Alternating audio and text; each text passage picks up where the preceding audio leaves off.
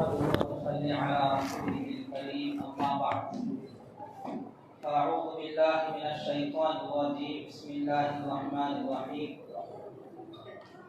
وعباد الرحمن الذين يمشون على الأرض هونا وإذا خاطبهم الجاهلون قالوا سلاما صدق الله مولانا العظيم. بزرگوں، آج کی تراویح میں 19ویں پارے کی تلاوت کی گئی ہے اور آج تک ہماری تراویح میں 19 پارے مکمل ہو چکے ہیں. آج کی تراویح میں 3 سورتوں کی تلاوت کی گئی. نمبر 1 سورۃ الفرقان، نمبر 2 سورۃ الشعراء، نمبر 3 سورۃ النمل. پہلی سورت کا نام ہے سورۃ الفرقان. اس سورت کا نام سورۃ الفرقان اس لیے رکھا گیا کہ اس کی پہلی آیت ہی میں الفرقان کا ذکر موجود ہے. اللہ فرماتے ہیں تبارک الذی نزل الفرقان علی عبدہ، بابرکت ہے وہ ذات جس نے فرقان کو اتارا اپنے بندے کا. فرقان سے مراد قرآن مجید ہے. قرآن کو فرقان بھی کہتے ہیں. کیوں؟ اس لیے کہ قرآن نے حق اور باطل کے درمیان فرق کیا ہے. قرآن کے نزول سے پہلے لوگ حق اور باطل میں فرق نہیں کر سکتے تھے. قرآن کے اترنے کے بعد حق اور باطل کے درمیان فرق ہوا ہے. تو قرآن الفارق بین الحق والباطل، قرآن حق اور باطل کے درمیان فرق کرنے والی کتاب ہے. اس لیے قرآن کو فرقان بھی کہتے ہیں. دوسری سورت ہے سورۃ الشعراء. اس میں چونکہ شاعروں کا تذکرہ ہے، وَالشُّعَرَاءُ يَتَّبِعُهُمُ الْغَاوُونَ، اللہ فرماتے ہیں گمراہ لوگ، بے راہ لوگ شاعروں کے پیچھے چلتے ہیں. گویا شعر شاعری کی اس میں مذمت اور برائی بیان کی گئی ہے.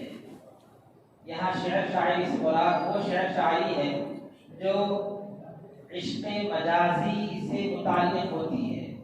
محبوباؤں کی محبت کی باتیں اس میں بیان کی جاتی ہیں. وہ باقی اگر اللہ کی حمد اور ثنا اشعار کے اندر بیان کی جائے، نبی کریم صلی اللہ علیہ وسلم کی تعریف اشعار کے اندر اگر بیان کی جائے تو ان اشعار کو بیان کرنا، ان کا سننا عبادت ہے.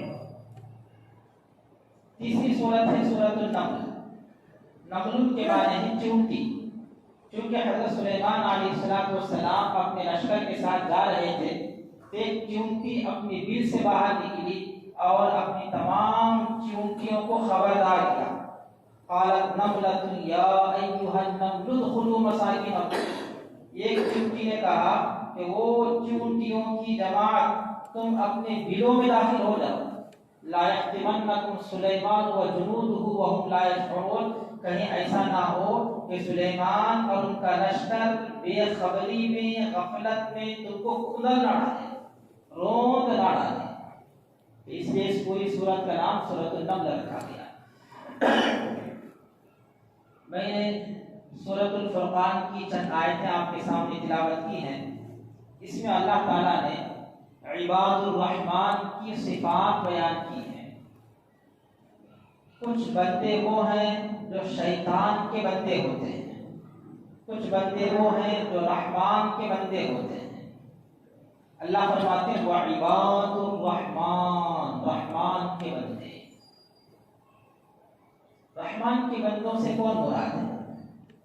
جو اللہ کے فرما بردار، اطاعت گزار، عبادت گزار، مطیع، ان کو اللہ نے عباد الرحمن قرار دیا ہے. ویسے اگر آپ سوچیں سبھی اللہ کے بندے ہیں، مسلمان بھی اللہ کے بندے ہیں، غیر مسلم بھی اللہ کے بندے ہیں. کیونکہ اللہ نے جس طرح مسلمانوں کو پیدا کیا اسی طرح غیر مسلموں کو بھی اللہ نے ہی پیدا کیا ہے. اس اعتبار سے سبھی اللہ کے بندے ہیں. لیکن اللہ نے اپنی طرف نسبت اپنے مسلمان بندوں کی ہے. کیوں؟ جیسے آپ کے بچوں میں سے ایک بچہ فرما بردار ہو اور ایک بچہ نافرمان ہو، تو فرما بردار بچے کے بارے میں آپ کیا کہتے ہیں؟ یہ میرا بیٹا، یہ میرا بیٹا. انہیں کیا معلوم نہیں، حالانکہ وہ بھی اسی کا بیٹا ہوتا ہے. تو اس طرح اللہ تعالیٰ نے فرمایا جو مسلمان بنتے ہیں، اطاعت گزار، عبادت گزار، فرما بردار، وہ رحمان کے بنتے ہیں. ایک دوسری بات سمجھیں، اللہ تعالیٰ نے وہ عباد اللہ نے کہا، عباد الرحمان کہا. اللہ کے بندے، رحمان کے بندے. اللہ اور رحمان میں فرق کیا اللہ تعالیٰ نے؟ کیوں؟ اس لیے کہ رحمان سے اللہ اس بات کی طرف اشارہ کرنا چاہتے ہیں کہ کائنات کو جو وجود ملا ہے، کائنات کو جو بقا ملا ہے، کائنات جو ترقی کرتی جا رہی ہے، یہ محض اللہ کی رحمت کے توفیق ہے. اس لیے لکھا ہے کہ اگر اللہ رحمان نہ ہوتے تو کائنات پیدا نہ ہوتی. اگر پیدا بھی ہو جائے تو پھر کائنات باقی نہ رہتی. اگر باقی بھی رہ جائے تو پھر کائنات کی ترقی کے اسباب اور وسائل معدوم ہوتے، موجود نہ ہوتے. تو اللہ کی رحمت کا خاصہ ہے، اس کا توفیق ہے کہ اللہ نے کائنات کو وجود بخشا، کائنات کو باقی رکھا، کائنات کی ترقی کے اسباب اور وسائل اللہ نے پیدا فرمائے ہیں. اس لیے اللہ نے فرمایا وعباد الرحمان، رحمان کے بندے. کل 12-13 صفات بیان کیے ہیں رحمان کے بندوں. کوشش کریں کہ یہ صفات ہم بھی اپنے اندر پیدا کر کے رحمان کے بندوں میں شامل ہو جائیں. نمبر 1، الذین یمشون علی الارض ہونا. رحمان کے بندے وہ ہیں جو زمین پر چلتے ہیں تو عاجزی و انکساری کے ساتھ چلتے ہیں، اکڑ کر نہیں چلتے، متکبرانہ چال نہیں چلتے، متواضعانہ چال چلتے ہیں. گویا ان کے مزاج میں تواضع ہے، وہ متواضع ہیں، اور ان کی تواضع چال میں بھی ظاہر ہوتی ہے. جب چال میں بھی تواضع ظاہر ہوتی ہے تو آپ سمجھ لیں بات میں کیسے تواضع ظاہر نہیں ہوگی، معاملات میں تواضع کیسے ظاہر نہیں ہوگی، عبادات میں تواضع کیسے ظاہر نہیں ہوگی. تو پہلی صفت بیان فرمائی یہ متواضع ہوتے ہیں، ان کے مزاج میں تواضع ہوتا ہے. نمبر 2، وَإِذَا خَاطَبَهُمُ الْجَاهِلُونَ قَالُوا سَلَامًا. جب رحمان کے بندوں کا جاہلوں سے واسطہ پڑتا ہے تو رحمان کے بندے سلام کہہ کر گزر جاتے ہیں. یہاں جاہل سے مراد غیر عالم نہیں ہے، یہاں جاہل سے مراد جاہلوں والا کام کرنے والا ہے. اس سے معلوم ہو اگر کسی کو علم ہو وہ اپنے علم پر عمل نہ کرے بلکہ جہالت والا کام کرے تو وہ بھی جاہل ہے. جیسے حدیث میں نبی کریم صاحب نے ارشاد فرمایا من ترک الصلاۃ متعمدا فقد کفر. جس نے جان بوجھ کر نماز چھوڑ دی اس نے کفر کیا. کفر کا مطلب کیا وہ کافر ہو گیا؟ نہیں، بلکہ کافروں والا کام کیا اس نے. کہ جیسے کافر نماز نہیں پڑھتا اس طرح یہ مسلمان ہو کر بھی نماز نہیں پڑھتا. اسی طرح اگر کوئی عالم ہے، علم رکھتا ہے، لیکن اپنی ضد کی وجہ سے حق کو نہیں مانتا، جہالت اور جاہلوں والا کام کرتا ہے، وہ بھی جاہل ہے.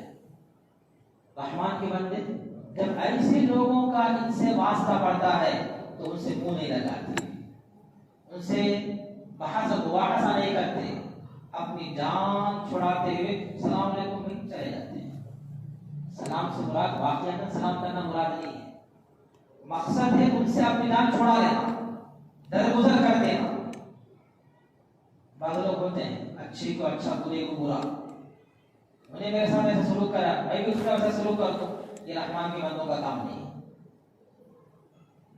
بلکہ نبی کریم صلی اللہ علیہ وسلم بہت اخلاق ہے. راستے میں کانٹے بچھائے تو نبی صلی اللہ علیہ وسلم ان کے لیے دعا دیتے ہیں. नंबर 3 वल्लज़ीना यबीतूना लिरब्बिहिम सुज्जदन व क़ियामा, रहमान के बंदे वो हैं जो रात में अपने रब के सामने क़ियाम में खड़े होते हैं, सजदा करते हैं। इससे मुराद है तहज्जुद की नमाज पढ़ते हैं। रहमान के बंदे बनने के लिए नमाज तहज्जुद का इत्तेमाम करना भी ज़रूरी। इसका ये मतलब नहीं है कि सिर्फ तहज्जुद पढ़ लें, बाकी 5 नमाजें छोड़ दें। इसका मतलब ये कि जो तहज्जुद मशक्कत वाली नमाज, नींद जो राहत की चीज है, गफलत की चीज है, उसको छोड़कर बंदा बेदार होकर तहज्जुद पढ़ता है तो 5 वक्त की नमाज बदल जोड़ा पढ़ने वाला। नंबर 4 वल्लज़ीना यक़ूलूना रब्बना अस्रिफ़ अन्ना अज़ाब जहन्नम, ये रहमान के बंदे अपनी इबादत पर इतराते नहीं हैं। ऐसा नहीं कि हम इबादत करते हैं तो अल्लाह ताला हमारी मग़फ़िरत करेगा ही करेगा, हमको अज़ाब नहीं देगा, ऐसा नहीं है। वो क्या समझते हैं अल्लाह के अज़ाब से बचना सिर्फ अल्लाह के फजल से हो सकता है, हमारी इबादत से नहीं हो सकता। इसलिए इबादत करने के बावजूद अल्लाह से ये दरखास्त करते हैं रब्बना अस्रिफ़ अन्ना अज़ाब जहन्नम, ऐ अल्लाह तो हमसे जहन्नम के अज़ाब को हटा दे। इन्ना अज़ाबहा काना गरामा, क्योंकि जहन्नम का अज़ाब बड़ा सख्त होता है, बड़ा सख्त होता है, बर्दाश्त नहीं किया जा सकता। कितने हो गई? नंबर 5 वल्लज़ीना इज़ा अनफ़क़ू लम युस्रिफ़, इअ्तिदाल और मयाना रवि इख्तियार करते हैं। माल खर्च करते हैं तो इसराफ और फजूल खर्ची भी नहीं करते और बुख़्ल और कंजूसी भी नहीं करते। इसराफ क्या है? इसराफ की कई सूरतें हैं। नंबर 1 गुनाह के कामों में नाजायज जगहों पर माल खर्च करना, ये भी इसराफ है। अगरचे एक पैसा ही खर्च करें। बहुत सारे हमारे मुसलमान भाई गणेश वगैरह की त्योहार के मौके पर इन्हें भी चंदा देते हैं, भला देने को साहब आज 50 रुपया दिए, 1 रुपया देना भी इसराफ, नाजायज काम, गुनाह के काम, नाजायज और गुनाह के काम में 1 रुपया खर्च करना ये भी इसराफ है। इसराफ की दूसरी सूरत नेकी के काम में माल खर्च कर रहा है लेकिन अल्लाह की रजा के लिए नहीं, रिया और दिखलावे के लिए, शोहरत और नमूद के लिए, ये भी इसराफ है। क्योंकि इस खर्च पर उसको कोई सवाब मिलने वाला नहीं, जेब में खाली और आखिरत में अकाउंट में उसका कोई सवाब भी नहीं लिखा गया। नंबर 3 इसराफ की तीसरी सूरत, जायज काम में माल खर्च कर रहा है लेकिन अपनी ताकत से ज्यादा खर्च करना, ये भी इसराफ है। अपनी ताकत से ज्यादा खर्च करना, अपनी जो इनकम है, आमदनी है, उससे ज्यादा खर्च करना, ये भी इसराफ है। ईद आ रही है, कितने मुसलमान भाई ऐसे हैं जो अपनी ताकत के अंदर रहकर अपनी बीवी का और अपने बच्चों का कपड़ा खरीदते हैं। बहुत से मुसलमान ऐसे हैं जो अपनी ताकत की हद से आगे बढ़कर ईद के कपड़े खरीदते हैं, इसके लिए कर्ज लेते हैं। कर्ज हसना ना मिले तो फिर सूद और ब्याज पर पैसा लेते हैं। हालांकि मैं आपको मसला बताता हूँ, आप फिक़ह की मसले मसाइल की किसी भी किताब को उठाकर देख लीजिए, ईद की सुन्नतों में ये लफ्ज लिखा हुआ है लबिसा अहसना थियाबिही, कि अपने पास जो कपड़े मौजूद हैं उनमें जो उम्दा कपड़े हैं उनको पहनना। उम्दा कपड़े पहनना ये ईद की सुन्नत है, नए कपड़े पहनना ये ईद की सुन्नत नहीं है। अल्लाह ने वसाअत दी है तो अपनी ताकत के मुताबिक आप नया कपड़ा पहन सकते हैं, बाकी मसनून नहीं। मसनून क्या है? अपने पास जो कपड़े मौजूद हैं उनमें से उम्दा कपड़े। और इससे पहले मैं बता चुका हूं कि कपड़ा कैसा होना चाहिए, इस्लामी लिबास होना चाहिए। तो खैर ये सब इस्लाम की सूरत है। ایسے ہی بخیلی اور کنجوسی کی دو صورتیں ہوتی ہیں. جہاں خرچ کرنا ہے وہاں خرچ نہیں کرتا، ایک صورت اسے کہتے ہیں مقدار اور کمیت کے اعتبار سے کنجوسی کرنا. اور ایک صورت ہے کیفیت کے اعتبار سے کہ ناجائز چیزوں میں خرچ کرنا، یہ بھی بخیلی اور کنجوسی ہے. قرآن میں اللہ تعالیٰ نے رحمان کی جو صفات بیان کی ہے وہ ہے یہ خرچ میں میانہ روی اختیار کرتے ہیں، یہ اعتدال کے ساتھ خرچ کرتے ہیں. کتنی ہو گئی؟ نمبر 6 والذین لا یدعون مع اللہ الہا آخر، شرک نہیں کرتے. رحمان کے بندے اللہ کے ساتھ کسی اور کو شریک اور پارٹنر نہیں مانتے. نمبر 7 ولا یقتلون النفس التي حرم اللہ، ناحق کسی کو قتل نہیں کرتے. حق کی بنیاد پر قتل کرتے ہیں، جیسے میں اس سے پہلے بتا چکا ہوں، خون کا بدلہ خون، قصاص. کسی نے کسی کو ناجائز قتل کیا، اسلامی حکومت ہوگی تو قاتل کو بھی قتل کر دیا جائے گا، یہ قصاص، یہ قتل کرنا جائز ہے. اسی طرح کوئی مرتد ہو گیا اسلام سے اور اسلامی حکومت ہے اور اس کو 3 دن کی مہلت دی گئی اپنے ڈاؤٹس اور شبہوں کو شبہات دور کرنے کے لیے، 3 دن کے بعد بھی وہ اسلام قبول نہیں کر رہا ہے تو پھر من بدل دینہ فقتلوہ، نبی کریم صلی اللہ علیہ وسلم نے فرمایا جس نے اپنے دین اسلام کو بدل لیا اس کو قتل کر. اسے کل ہم نے پڑھا تھا، کوئی شخص زنا کر لے اور وہ شادی شدہ اسے بھی پتھر مار مار کر قتل کر دیا جائے. یہ سب جائز قتل ہے. رحمان کے بندے ناجائز کسی کا قتل نہیں کرتے. نمبر 8 ولا یزنون، زنا اور بدکاری نہیں کرتے. عبداللہ بن مسعود رضی اللہ تعالیٰ عنہ نے نبی کریم صلی اللہ علیہ وسلم سے پوچھا یا رسول اللہ ای الذنب اعظم عند اللہ، اللہ کے نزدیک سب سے بڑا گناہ کون سا ہے؟ اللہ کے نزدیک سب سے بڑا گناہ کون سا ہے؟ نبی کریم صلی اللہ علیہ وسلم نے ارشاد فرمایا ان تجعل للہ ندا وهو خلق، اللہ کے نزدیک سب سے بڑا گناہ یہ ہے کہ تو اللہ کے ساتھ کسی کو پارٹنر مانے، شریک اور ساجی مانے جبکہ اللہ نے تجھے پیدا کیا. عبداللہ بن مسعود رضی اللہ عنہ فرماتے ہیں ثم قلت ثم ای، میں نے پھر پوچھا اس کے بعد کون سا گناہ بڑا ہے؟ نبی کریم صلی اللہ علیہ وسلم نے فرمایا ان تقتل ولدک خشیۃ ان یطعم معک، شرک کے بعد سب سے بڑا گناہ یہ ہے کہ تو اپنی اولاد کو اس ڈر سے قتل کر دے کہ تیری اولاد تیرے ساتھ کھائے گی، میں اس کو کہاں سے کھلاؤں گا. غربت اور افلاس کے ڈر سے اپنی اولاد کو قتل کر دے. پھر فرماتے ہیں قلت ثم ای، پھر میں نے پوچھا یا رسول اللہ اس کے بعد کون سا گناہ بڑا ہے؟ تو آپ نے فرمایا ان تزنی بحلیلۃ جارک، تو اپنے پڑوس کی بیوی کے ساتھ بدکاری کرے.